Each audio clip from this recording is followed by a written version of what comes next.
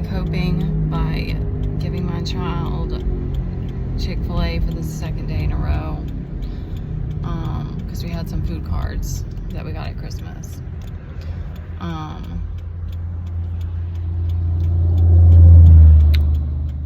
mean, I'm okay. There's been more. I'm trying to multitask with this chapstick. I got pulled over one time for that, y'all. It's not funny. But my girl, I say that there was two cops and one was a girl, and she was like, girl code. Like, we eye to eye was like girl code, because I was like swerving around the road because I was literally like trying to rummage in my purse, and like I wasn't drunk or anything. I was younger then. I was like in high school, so they gave me like a warning or something. I don't know. Or just they're like, girl, get it together.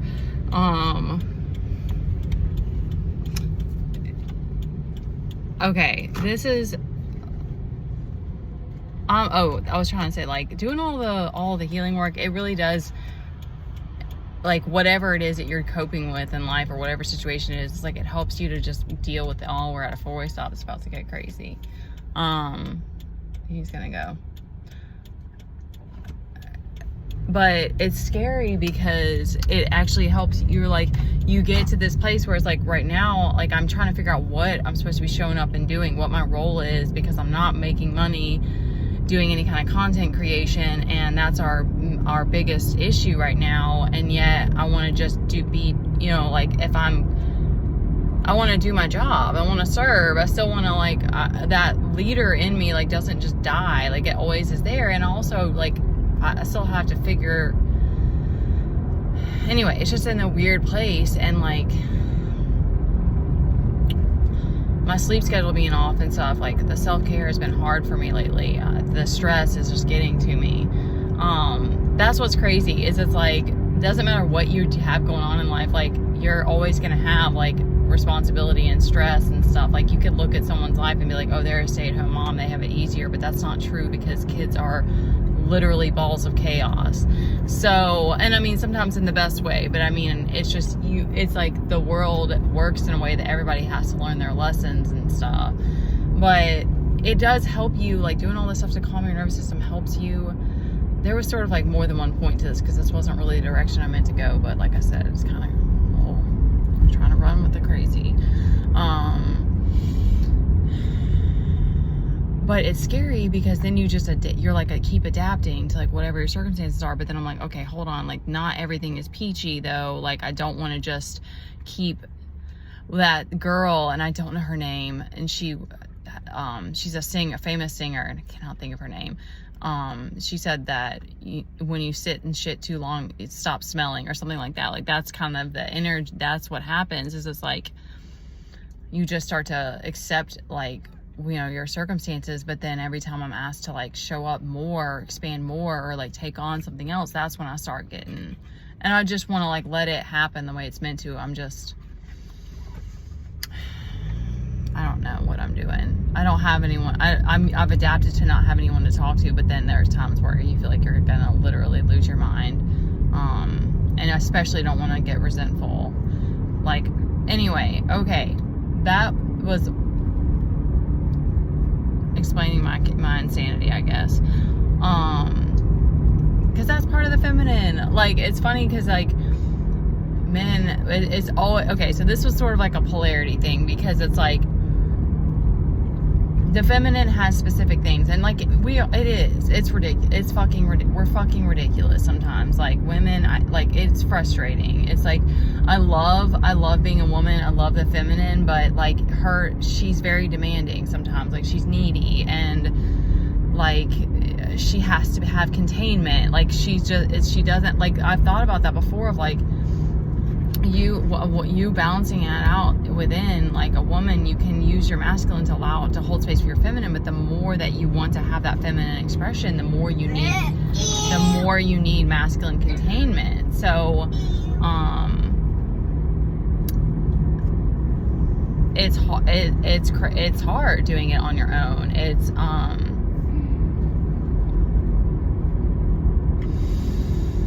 okay. This was the download, though, that was coming to me, is that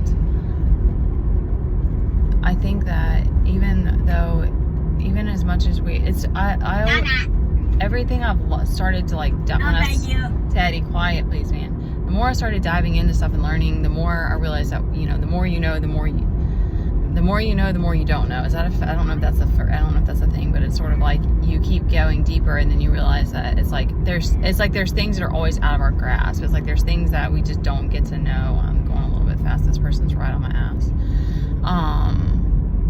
Like with the feminine and masculine, but to me, when you let go and you surrender and you can just be in that space together, that's what makes it so magical. Like that's why it's magical. That's why women are the mystery, because part of us is not understood, and that makes even the curious parts of you, like and the wonderment of life, like it makes it worth it, and it makes it fun and exciting again. But you know, trying to keep working to have enough understanding that we can hold that space for each other and feel safe enough in those spaces together. Because what's coming to me is that like there's a little bit of mothering that always happens with a woman in a relationship, because people always make all these jokes about like woman doesn't want, now I have 2 kids to raise or whatever, but like there's always that part of a woman that we love, that we appreciate it, we're given that nurturing aspect for a reason, like and there's so much about the feminine heart that a man can open up and learn, but he has to be willing to. He has to want to be in his heart space. And I don't know how, there's things about the masculine I'll never understand. Like there's reasons that like that post I made yesterday, I was like, there's gotta be reasons why the man is built the way he is, and he has to build in the physical, so he can't be in his heart all the time. Like he wouldn't be able to do what he does, or like help people in times of crisis, or like, you know, different things, because that's feminine. So it's like, and because the other thing that was coming to me is, it's like I've been through so many instances where I've felt unsafe around men. Like I don't want so because this came to me earlier, is like, you know, I think is as much as I love my dad, and like I don't want to just I don't want to throw anyone under the bus, but like your dad is like the main example that you're gonna have. I think for everyone, because that's the first bond that you have with a male. So like with my dad, it was like my mom pretty much did everything as with raising us, and my dad was a provider, but he was always gone. And then he was an alcoholic, like he drank at night. He went to rehab I think a couple of times, and he's like a functioning alcoholic. Like he's been drinking since I've known him, like every single night pretty much. But my dad also, like my mom caught him smoking one time. Like he was that guy that kind of was living a double life. And so I never felt safe with the masculine, because it was like, okay, so men like play these double role, and like they're not safe to be themselves, and you never really know what you're gonna get. You don't know who they are. And like my dad wasn't like, he's very laid back, very, very chill, like he's kind of that. I mean, I would say he's broken, because I don't know what all happened to him, but I know he had a tough family upbringing. But he was very, and always has been, super driven to work. So he was a very hardcore provider. Like he took that role on, and he was like, you know, unshakable in that way, kind of. And like, but okay. And he also, like, he's an Aquarius, so he's like, he has a very King of Cups kind of energy. Like he can be really sweet and okay, I got it. And warm-hearted and friendly, and like, I don't know, it's just it's such a wild mix. It's like,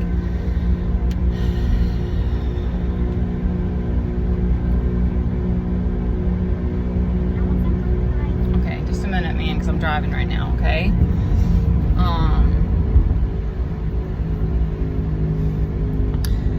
Like, there was just a lot of like weird behavior that between my parents, because it was like my mom would kind of like dog my dad, and like he did some weird business. He did a lot of crazy business stuff to get money, we ended up going to a private school, so he had to figure out how to make a lot of money. Like, he had pressure on him in that way. And then, and so,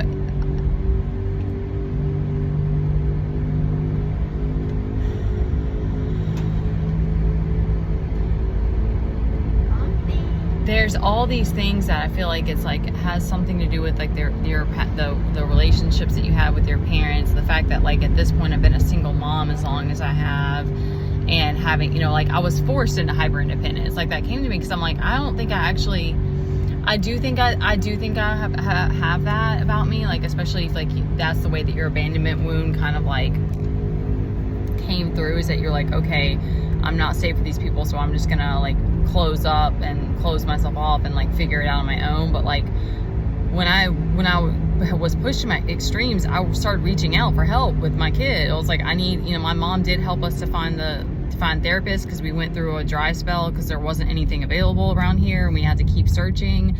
And I kept asking for help because I needed help with him with being able to work, and that continues to be the thing. Like you're always going to have needs like that as a mom. You need a tribe. Like those things don't go away. But then it's like, because my family couldn't show up for us, and then it was like the being led astray and all that, like that just added to me going back into kind of like a hyper independent state and like figuring it out for myself. And I feel like there's probably a lot of us who have harried family, because it's like your family is the people that you, and I wouldn't have to pay them and stuff, like, you know, it's like that's always going to be tough to go through as a mom, because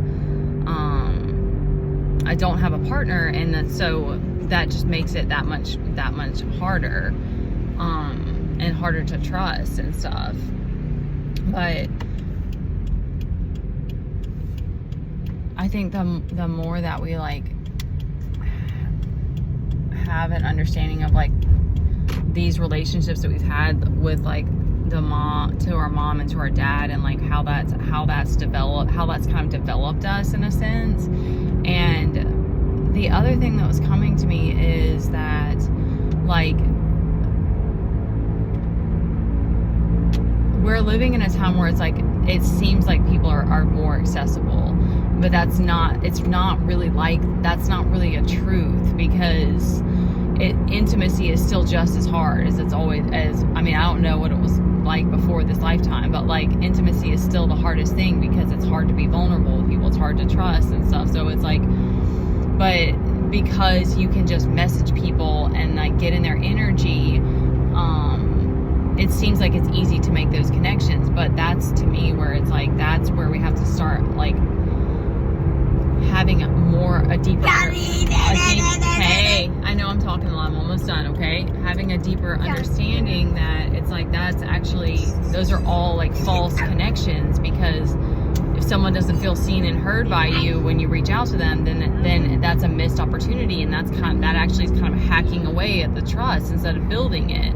So, but then on the other side, like what I was shown is that, I'm trying to get through this, you guys, it's been tough today, is that for men, every time like a woman like protects herself and blocks a guy, it's like, oh, bald eagle. That's like a symbol for me now, I don't know, just because they're rare, I guess. Every time a girl blocks a guy or whatever, maybe not every time, but it's like that if a guy keeps reaching back out to you, though, he doesn't give up, it's like he's developed this kind of like hurt because he's been rejected, and this, you know, even this animosity or this frustration or whatever is building, because it's like a resentment, I guess, because it's like he's like, well, I keep trying and they're just dismissing me every time. So I'm speaking on this because it's been something I've been forced to move through, and also like I'm still in a situation in life that, like, whether it's a partner or a tribe, like I have to keep figuring out how to like find those connections, because the more that's asked of me, the harder it is to just do it by myself. And I'm trying to stay true to God and go back within when I get to this space, because I don't I want to stay mission oriented, even if I'm feel kind of crazy by life or whatever, because I know I'm not here to just make a bunch of money and have success in that way. Like, I know my role in this life is different than that.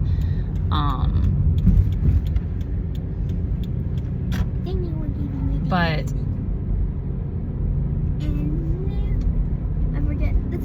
I think that the more that we can try to have an understanding of each other, and like why we've become the way we've become, like how our traumas have developed, shaped us, and but I'm speaking this on both ends, because it's like for men, but for a woman being more understanding. I don't know if that was that going? Oh, it's going like 30 maybe. I shouldn't be doing this when I'm driving. For a woman, there's always that need to feel safe. There's always that, and that's where, like, when you're on your own, you're creating it on your own, but then as soon as you start to like open yourself up again, you feel that vulnerability, or that pulled around by other people, or even that desire to attach, because I think that that's normal, and that's the only way for us to have like real connections, so that you're bringing your desires and stuff like that, like you're really bringing yourself into it, and that does take that leap, that putting yourself in a little bit of a vulnerable position and trying again, and I don't know what to say for the men, because especially when you're like, if you're like far apart from someone or whatever, like, I don't know. I don't really know. I think it's just having faith that, like, especially if it's like you're spending time apart, and because you're trying to mend your heart still, you're trying to understand why you keep being, like for me, like, why am I so afraid of things or whatever, or like, so quick to block people,